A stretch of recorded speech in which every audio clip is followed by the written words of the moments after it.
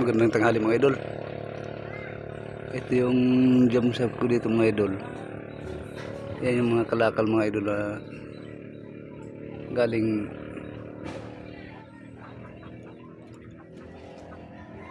landfill, sanitary landfill. Ito yung kalakal na mga pinamimili namin.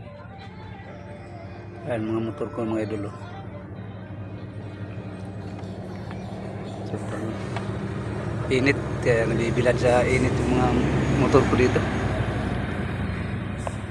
Ito, parang kikita yung langit mga idol, parang ulan o iinit kasi parang tagulan na kasi ngayon mga idol.